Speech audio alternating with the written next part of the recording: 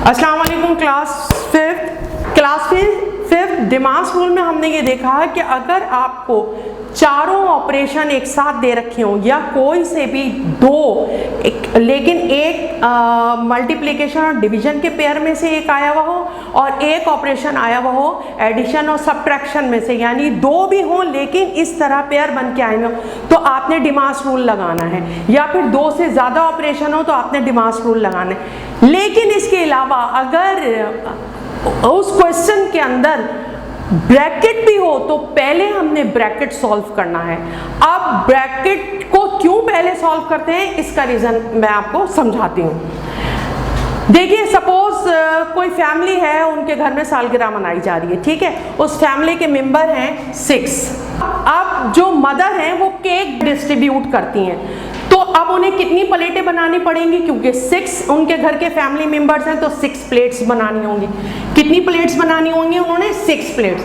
अब सपोज सबकी प्लेट में वो क्या करती हैं, एक प्लेट में, अब ये मैं आपको प्लेट ड्रॉ कर रही हूँ और सपोज एक प्लेट में वो 2 पीसेस रखती हैं, ठीक है, तो यानी इसका मतलब हुआ कितने पीसेस उन्होंने यूज कर लिए। देखिए 6 प्लेट्स बनाएंगी वो, है ना, और हर प्लेट में 2 पीसेस, तो यानी 6 2 टाइम इज 12, यानी 12 पीसेस यूज कर लिए। लेकिन उन्होंने देखा कि केक के अभी भी पीसेस बचे हुए हैं, तो फिर उन्होंने क्या किया, एक एक पीस प्लेट में और डाल दिया। सही है। अब यानी अब कितने पीस हो गए एक प्लेट में? 3 पीस हो गए। तो अगर आपके सामने आप इमेजिन करें कि 6 प्लेटें रखी हैं, हर प्लेट में 3-3 पीस है, तो कितने हुए टोटल पीस? अब क्या खत्म हो गया, तो कितने हुए टोटल पीस? टोटल पीस हुए 18, है ना, क्योंकि 6 प्लेट्स हैं, हर प्लेट में 3-3 है। पहले उन्होंने 2-2 रखे थे, फिर बाद में 1-1 रखा तो 3-3 पीस हो गए, तो 18 पीस हो गए टोटल, है ना। अच्छा, अब इसे हम पेपर के ऊपर कैसे कैलकुलेट करेंगे करके देख लेते हैं। 6 मल्टीप्लाई 2 रखे थे ना उन्होंने, +1। सही है। चलिए अब हमने कहा कि अगर हमारे पास क्वेश्चन में कोई भी 2 ऑपरेशंस होंगे तो देखिए, यानी मल्टीप्लिकेशन डिवीजन के पेयर में से एक और एक एडिशन और सब्ट्रैक्शन के पेयर में से एक, तो यानी इसका मतलब है यहाँ 2 ऑपरेशंस है, तो ये डिमास रूल के तहत होगा। यानी 6 को 2 से पहले मल्टीप्लाई करेंगे आप, पहले मल्टीप्लिकेशन है डिमास में, फिर एडिशन होगा, तो 6 2 टाइम इज 12 और +1 कितना आया? 13 पीसेस। सही है ये। जबकि प्लेट्स हमारे सामने रखी हुई हैं और उनमें 18 बन रहे हैं, लेकिन पेपर पे तो आपका जो जवाब आ रहा है वो 13 आ रहा है। ये गलत है, इसका मतलब है ये मेथड गलत हुआ, ठीक है। अब एक और मेथड करते हैं। 6 मल्टीप्लाई, देखिए प्लेट में पहले 2 पीसेस रखे हैं उन्होंने, उसके बाद 1 पीस रखा, यानी पहले इसे जमा करेंगे, पहले इसे ऐड करेंगे हम, फिर 3 होगा, है ना। 2 से मल्टीप्लाई नहीं कर देंगे, पहले प्लेट का टोटल करेंगे। सही है। तो अब देख लेते हैं। 6 मल्टीप्लाई, पहले प्लेट का टोटल कीजिए। अच्छा, इसे कहते हैं, ये जो हम ब्रैकेट्स लगा लेते हैं, यानी प्लेट को हमने किससे शो किया? ब्रैकेट से।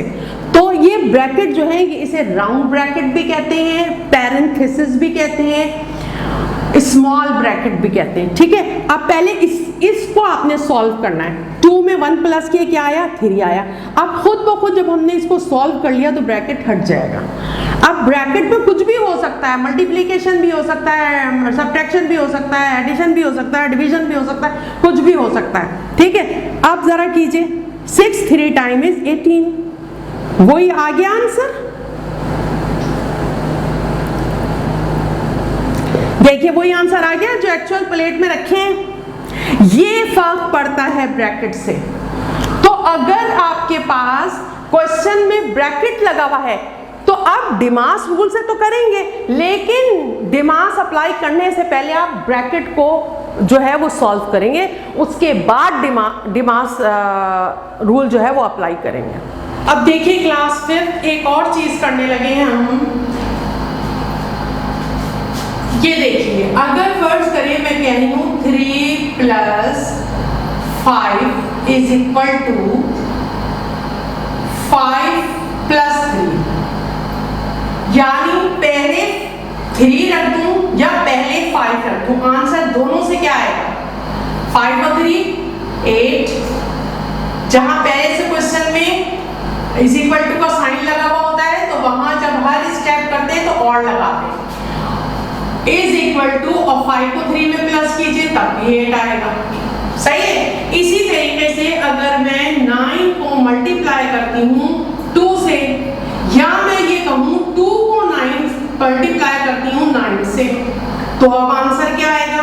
9 को 2 से मल्टीप्लाई करें तब भी 18 आएगा, और 2 को 9 से मल्टीप्लाई करें तब भी 18 ही आएगा।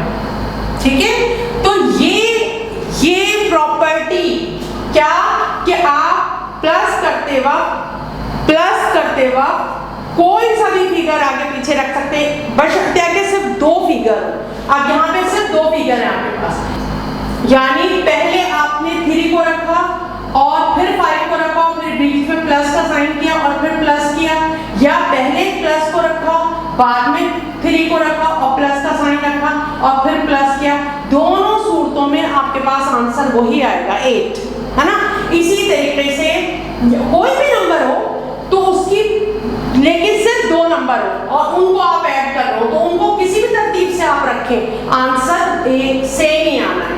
इसी तरीके से कोई से भी 2 नंबर हो, ये जरूरी नहीं 9 और 2 ही हो, 3 और 5, XYZ 25 और 28 मल्टीप्लाई करना है, कोई भी नंबर हो और वो आपने मल्टीप्लाई करना है, तो पहले नंबर को दूसरे नंबर से मल्टीप्लाई कर, मतलब पहला नंबर आपने जैसे यहाँ 9 रखा है, ठीक है, तो अब 9 को आपने 2 से मल्टीप्लाई करना है तो आंसर आपका 18 आएगा। इसी तरह पहले अगर आप 2 रख लें और फिर 9 से मल्टीप्लाई करें तब भी आंसर 18 ही आएगा। सही है। तो अब देखिए मैं इसकी जगह इस तरह भी कह सकती हूँ कि मैं 3 के बजाय, देखिए 3 के बजाय मैं आपको कितने नंबर रख के बताऊं, मतलब 3 की जगह आप 5 भी रख सकते हैं, 3 की जगह आप सपोज 3 की जगह 9 रख लें और 5 की जगह आप 2 रख लें। इसी तरह 3 की जगह आप 7 रख लें, 5 की जगह 0 रख लें, कोई से भी 2 नंबर ले लें। तो हम ये सब कुछ कहने के बजाय अगर मैं ये कहूँ आपसे कि कोई भी 2 नंबर है, एक नंबर है जो A है, अब A की जगह कोई भी नंबर हो सकता है और दूसरा नंबर है B, कोई भी नंबर हो सकता है, तो जब इसे प्लस करेंगे तो जो आंसर आएगा वही आंसर इस तरह भी आएगा कि अगर आप पहले B को रख दें और बाद में A को रखें तब भी वही आंसर आएगा। इसी तरह मल्टीप्लाई में A को पहले रखें और फिर B से मल्टीप्लाई करें, B को बाद में रखें। तो मैं इसको इस तरह पढ़ लेती हूँ, फर्स्ट वैल्यू सेकंड वैल्यू, यानी फर्स्ट वैल्यू A है, सेकंड वैल्यू B है, तो A को मैंने पहले रखा और बाद में B को रखा तब भी आंसर A और B ही आएगा, और अगर मैंने पहले B को रखा बाद में A को रखा तब भी आंसर B A ही आएगा। यानी इसे सीधा करके लिख लें, A B, सीधा करके लिख लीजिए इसे A B। दोनों सूरतों में अब देखिए इस A की जगह 3 रखा हुआ है और B की जगह क्या रखा हुआ है 5, इस B की जगह क्या रखा हुआ है 5 और इस A की जगह रखा हुआ है 3। ठीक है, दोनों सूरतों में 8 आ रहा है आंसर। इस A की जगह रखा हुआ है यहाँ मैंने 9 और B की जगह रखा हुआ है 2 और B की जगह रखा हुआ है 2, है ना, क्योंकि B की वैल्यू मैंने कहा ना 2 है, और A की वैल्यू रखी है मैंने, A की जगह मैंने रखा है 9। तो देखिए A B दोनों मल्टीप्लाई होकर आंसर आया A B, है ना। यहाँ क्या आ गया 9, और जब आपने उसकी डिजिट रख दिए, इसकी जगह इसके डिजिट रख दिए, तो 9 को 2 से मल्टीप्लाई करें 18, 2 को 9 से मल्टीप्लाई करें 18। कोई भी 2 वैल्यूज अगर एडिशन में या मल्टीप्लिकेशन में इस तरह जो भी तरतीब उसकी करेंगे आंसर सेम ही आना है। इस प्रॉपर्टी को कहते हैं commutative law, commutative law of addition, commutative law of multiplication.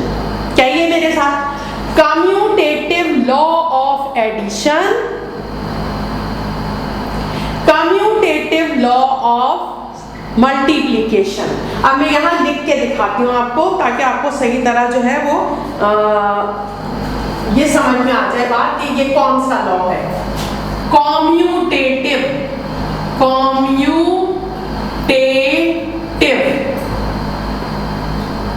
Law of, क्योंकि एडिशन में बात कर रहे हैं इसलिए हम कहेंगे addition, commutative law of addition. और इसी तरह यहां पर होगा कम्यूटेटिव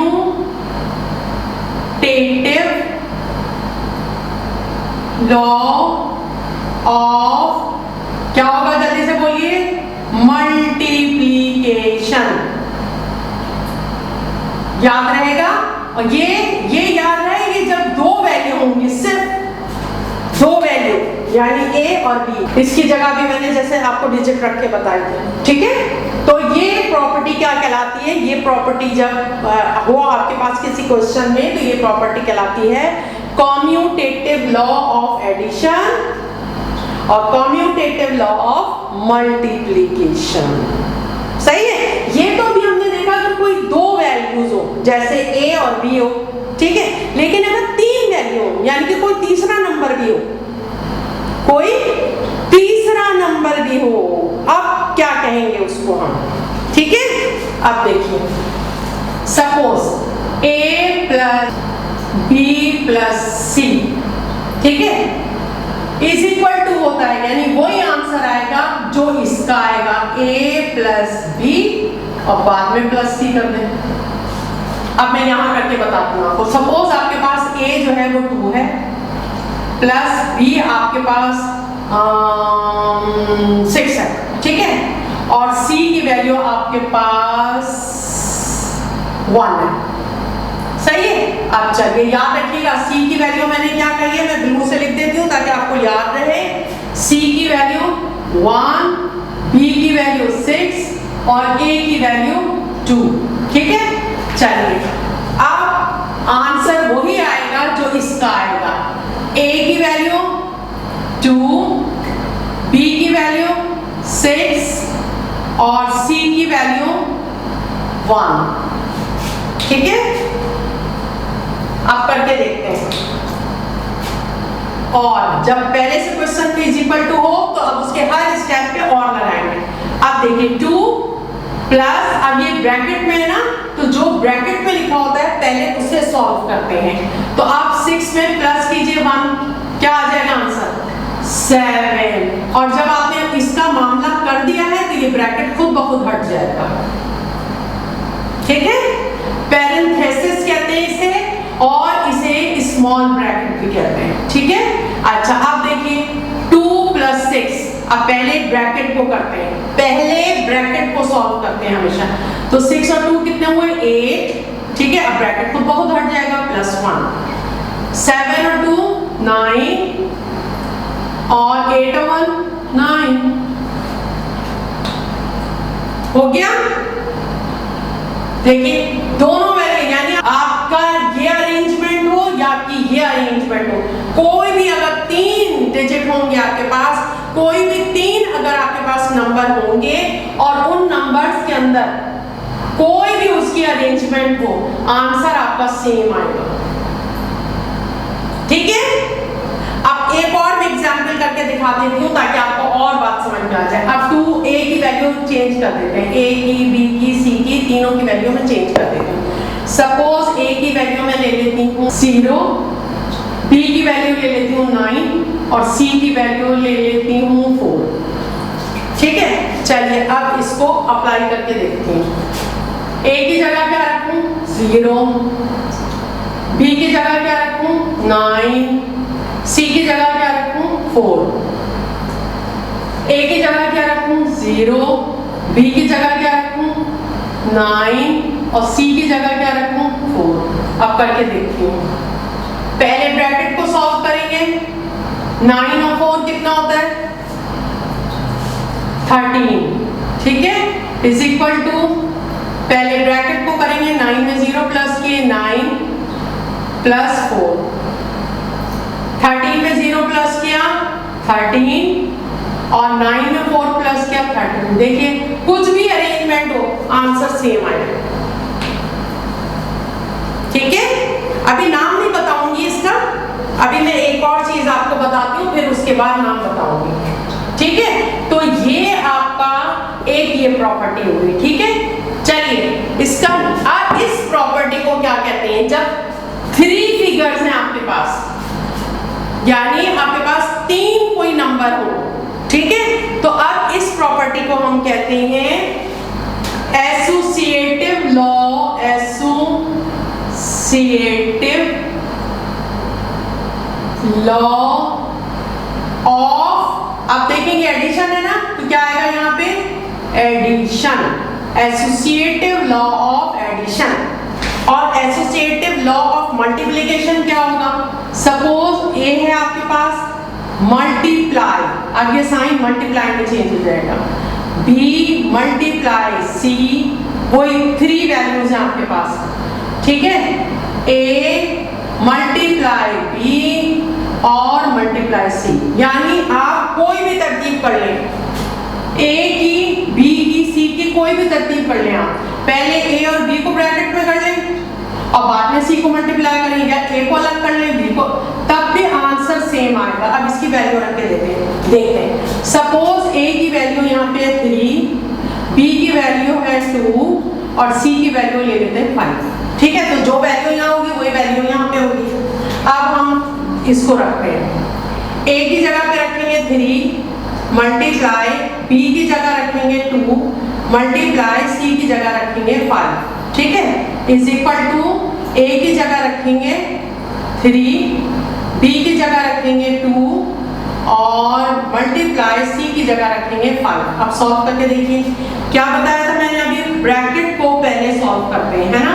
तो 5 2 टाइम्स 10, अब ब्रैकेट खुद ब खुद हट जाएगा क्योंकि आपने दोनों का मामला कर लिया। Is equal to 3 2 times 6 multiply 5, bracket हट जाएगा यहाँ पे। ठीक है, अब 10 को 3 से मल्टीप्लाई कीजिए, क्या आएगा आंसर 30। इसी तरीके से 6 को 5 से मल्टीप्लाई कीजिए, क्या आएगा 30। देखिए तरतीब कुछ भी थी, आंसर सेम आया। तो अब ये वाला तो आपने किया एसोसिएटिव लॉ ऑफ एडिशन, तो इसे प्रॉपर्टी को हम क्या कहते हैं, एसोसिएटिव लॉ ऑफ, शाबाश, मल्टीप्लिकेशन।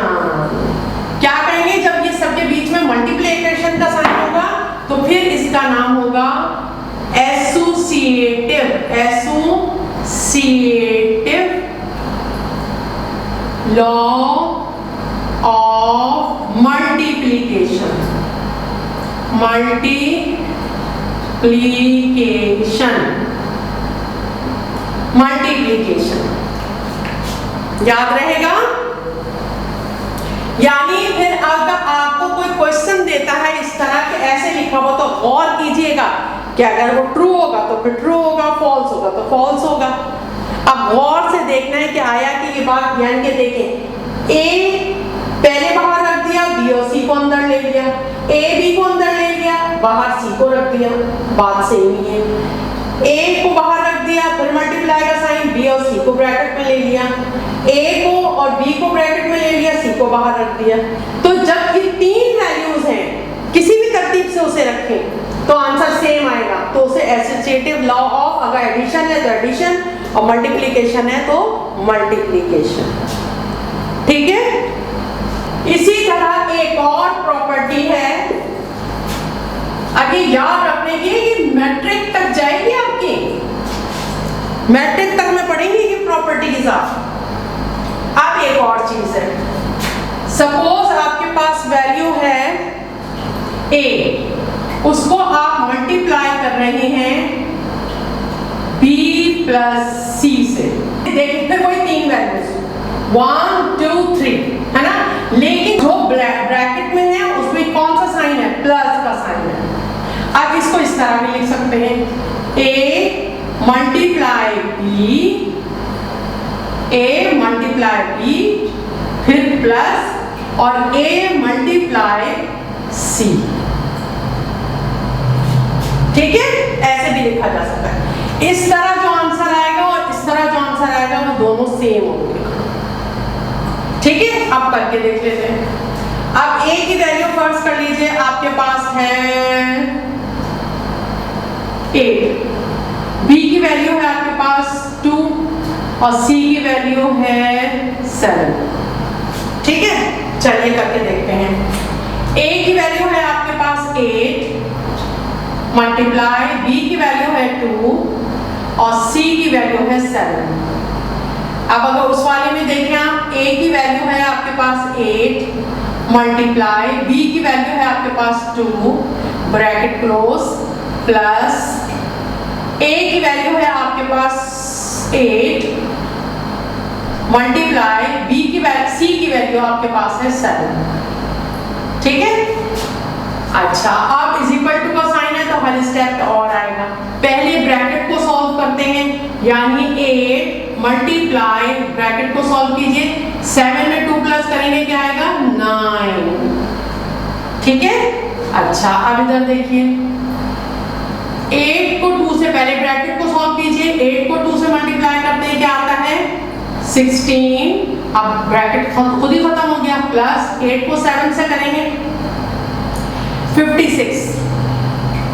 अब जरा 56 को में आप 16 को प्लस करें, क्या आएगा 72। ठीक है, और 8 9 टाइम इज 72, आ गया सेम जवाब। देखा आपने, यानी a multiply b plus c, यानी जो भी a हो, जो भी वैल्यू है और फिर मल्टीप्लाई का साइन हो और फिर ब्रैकेट में जो दो वैल्यूज हो उनमें प्लस का साइन हो, तो जब उसे सॉल्व करेंगे या फिर उसको ऐसे भी करके लिखा जा सकता है, यानी a को पहले b से मल्टीप्लाई कर लें और फिर प्लस का साइन लिखें, फिर a को मल्टीप्लाई करें c से। ठीक है, इन्हें ब्रैकेट में कर लें। तो अगर इस तरह वैल्यू लिखेंगे दोनों तरह आंसर सेम आएगा, दोनों तरह आंसर एक ही आएगा। सही है, तो इसको हम कहेंगे distributive law over distributive law of multiplication over addition. देखिए मल्टीप्लिकेशन है, पहले क्या आ रहा है मल्टीप्लिकेशन आ रहा है ना, बाद में ब्रैकेट एडिशन का है। ठीक है, तो और यहां पे भी देखिए पहले मल्टीप्लिकेशन आ रहा है बाद में एडिशन है, तो हम इसका नाम देते हैं डिस्ट्रीब्यूटिव लॉ ऑफ, लिख के बता रही हूं आपको मैं, डिस्ट्रीब्यूटिव लॉ ऑफ। अब देखिए पहले मल्टीप्लिकेशन है ना, तो यहां मल्टीप्लिकेशन आएगा, मल्टीप्लिकेशन ओवर एडिशन। आगे समझ में क्या कहेंगे इसे, distributive law of multiplication over addition. लेकिन अगर ये इस तरह हो, a multiply b minus c is equal to a multiply b minus a multiply c, बिल्कुल उसी तरह अभी सॉल्व भी करके दिखा देती हूं मैं। इसको कहेंगे distributive law of multiplication over, अब आप बताएं अपन में सब्ट्रैक्शन, ओवर